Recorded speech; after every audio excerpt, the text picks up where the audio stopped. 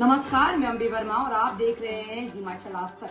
तो चलिए नजर डालते हैं इस वक्त की कुछ खास खबरों पर। महाराष्ट्र विधानसभा चुनाव के दौरान बैग चेकिंग का मुद्दा गर्मा गया है, जहां पहले शिवसेना यूबीटी प्रमुख उद्धव ठाकरे के बैग और हेलीकॉप्टर की जांच हुई, वहीं अब केंद्रीय सड़क परिवहन मंत्री नितिन गडकरी का बैग भी चुनाव आयोग ने चेक किया है। यह घटना मंगलवार को लातूर जिले के औसा विधानसभा क्षेत्र में हुई, जब गडकरी वहां भाजपा उम्मीदवार अभिमन्यु पवार के प्रचार के लिए पहुंचे थे। चुनाव आयोग की टीम ने गडकरी के हेलीकॉप्टर और उनके बैग की भी जांच की। इससे पहले 11 नवंबर को उद्धव ठाकरे के बैग की जांच यवतमाल के वनी एयरपोर्ट पर की गई थी, जिसके बाद उद्धव भड़क गए थे और उन्होंने अधिकारियों से पूछा था कि प्रधानमंत्री नरेंद्र मोदी के बैग की चेकिंग क्यों नहीं की जाती। उद्धव ने इस पर विरोध जताते हुए कहा था कि वह मोदी के बैग की चेकिंग का वीडियो चाहेंगे। फडणवीस का बयान विरोध से ध्यान भटका रही हैं उद्धव। इस घटनाक्रम के बाद महाराष्ट्र के डिप्टी सीएम देवेंद्र फडणवीस ने एक वीडियो शेयर किया, जिसमें उनका बैग भी चेक किया जा रहा था। यह वीडियो 5 नवंबर को कोल्हापुर का है, जब फडणवीस वहां चुनाव प्रचार के लिए गए थे। फडणवीस ने इस पर अपनी प्रतिक्रिया देते हुए कहा, कोल्हापुर में मेरा बैग चेक किया गया और फिर 7 नवंबर को भी चेकिंग हुई। अब उद्धव ठाकरे इस चेकिंग को लेकर शोर मचा रहे हैं। वह इसे एक तमाशा बना रही हैं ताकि लोगों का ध्यान भटकाया जा सके।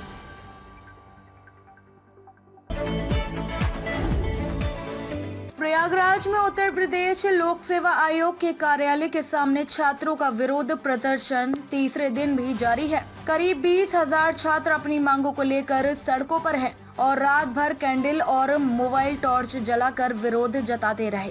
इस दौरान छात्रों ने आयोग के अध्यक्ष संजय श्रीनेत की शव यात्रा निकालकर उनके खिलाफ सांकेतिक क्रियाक्रम भी किया। प्रदर्शनकारियों ने कहा कि पुलिस हमारे घरों तक पहुंचकर दबाव बना रही है, लेकिन जब तक हमें हक नहीं मिलता हम इस आंदोलन से नहीं हटेंगे। पुलिस कार्यवाही और एफआईआर दर्ज। प्रदर्शन के दौरान पुलिस ने कार्यवाही करते हुए 2 छात्र नेताओं समेत कुल 12 छात्राओं के खिलाफ एफआईआर दर्ज की है। पुलिस का आरोप है कि ये छात्र बैरियर तोड़कर सड़क पर खड़े थे और हिंसा का सहारा ले रहे थे। मंगलवार को छात्रों ने थाली बजाकर विरोध जताया और आयोग के मेन गेट पर काली पोत कर लूट सेवा आयोग लिखा। इसके अलावा छात्रों ने बैरिकेडिंग पर चढ़कर विरोध जताया और सरकारी संपत्ति को नुकसान पहुंचाया। इसी बीच पूर्व आईपीएस अधिकारी अमिताभ ठाकुर, जो प्रदर्शन में शामिल होने के लिए पहुंच रहे थे, उन्हें पुलिस ने हिरासत में ले लिया। प्रदर्शनकारी छात्रों का कहना है कि पुलिस हमें डराने धमकाने की कोशिश कर रही है, लेकिन हमारा आंदोलन तब तक जारी रहेगा जब तक हमारी मांगे पूरी नहीं होती।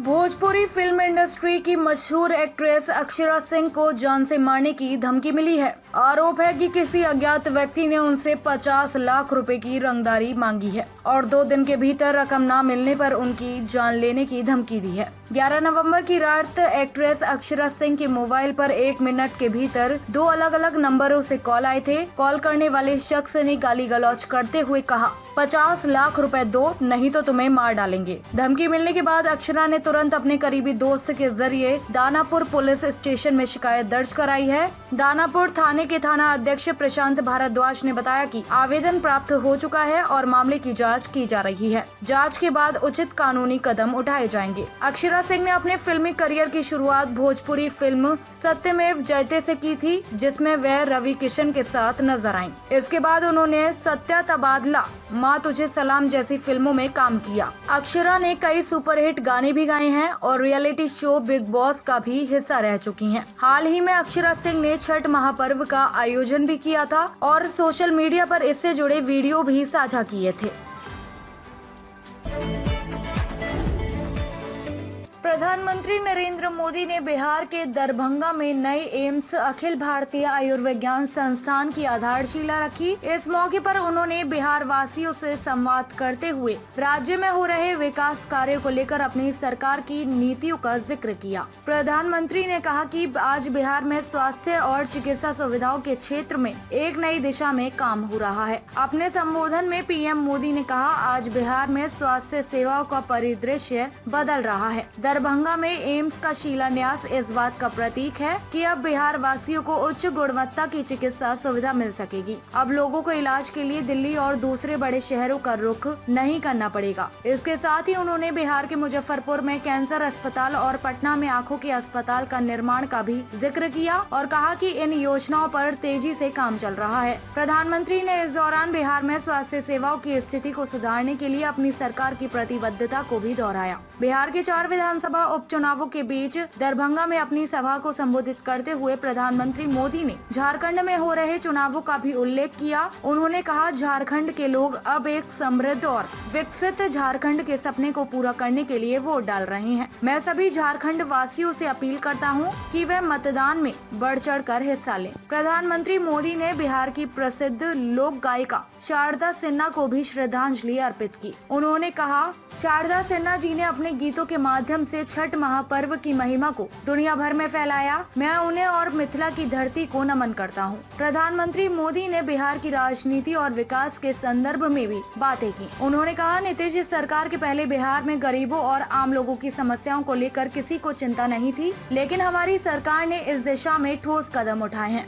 हमारी प्राथमिकता रही है कि गरीबों को बेहतर स्वास्थ्य सेवा देना, ग्रामीण क्षेत्रों में चिकित्सा सुविधाएं मुहैया कराना और स्वास्थ्य देखभाल की पहुंच को सुनिश्चित करना। प्रधानमंत्री मोदी ने कहा, हमारा लक्ष्य है कि पूरे देश में हर व्यक्ति को बेहतर स्वास्थ्य सुविधाएं मिले और इसके लिए हम लगातार काम कर रहे हैं।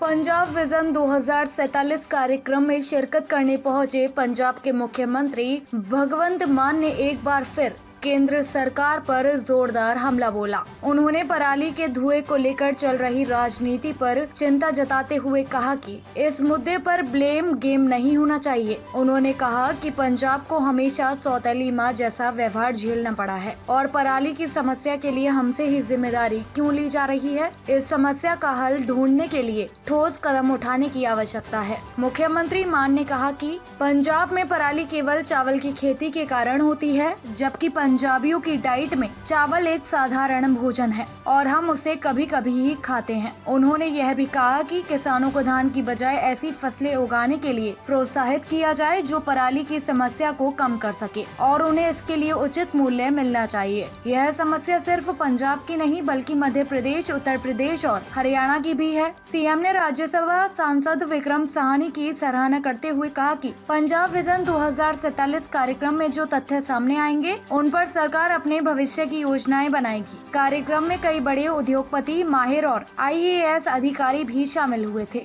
भगवंत मान ने कहा, पहले तो दिल्ली वाले कहते थे कि पंजाब सरकार का धुआं यहाँ से आ रहा है, लेकिन अब यह धुआं हरियाणा, दिल्ली और पाकिस्तान तक पहुँच रहा है। अब पाकिस्तान की मुख्यमंत्री भी इस मामले पर बयान दे रही है और मुझे पत्र लिखने की बात कर रही है। मुख्यमंत्री ने यह भी कहा कि पंजाब को हमेशा ही अन्य राज्यों से ज्यादा आलोचना का सामना करना पड़ता है, जबकि ये समस्या सभी राज्यों में समान रूप से है। देश दुनिया की खबरों को देखने के लिए बने रहे हिमाचल आज तक के साथ।